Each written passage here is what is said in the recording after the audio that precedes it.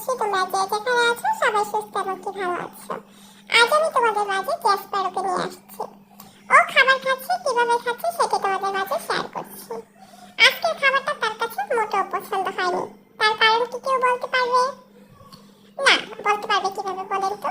আমি তো আপনাদের মাঝে শেয়ারই করিনি। আজকে জ্যাক স্প্যারোর খাবারটা পছন্দ না হওয়ার কারণ হচ্ছে তার খাবারে আজকে চিকেন কম হয়ে গিয়েছে। তো যেহেতু আজকে অল্প চিকেন এবং ভেজিটেবলস বেশি ছিল, সেই জন্য তার কাছে খাবারটা মোটেও পছন্দ হয়নি। সে উপর থেকে যে চিকেনের টুকরোগুলো ছিল সেগুলোই খেয়েছে, তাছাড়া যে ভেজিটেবলস গুলো ছিল সেগুলো সে কিন্তু খায়নি।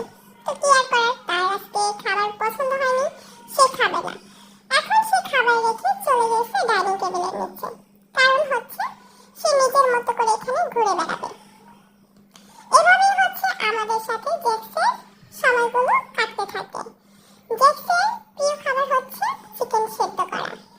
আমরা ওর জন্য প্রতিদিন প্রতি বেলাতেই চিকেনটা রাখার চেষ্টা করি। সবসময় তাকে চিকেন দেওয়া হয়। আপনাদের যাদের যাদের বাসায় পার্সিয়ান এরকম বিড়ালগুলো আছে, আপনারা সবাই হয়তো বা জানেন যে তাদেরকে চিকেন ছাড়া খাওয়ানোই যায় না, বা তাদের সবসময় পছন্দের খাবারটাই হয় চিকেন। তো আজকে আমার ঘরে চিকেন ছিল একেবারেই অল্প, সেই জন্য আমি সাথে ভেজিটেবল যোগ করেছি এবং তার জন্য আমরা একটু চিকেন দেওয়ার চেষ্টা করেছি।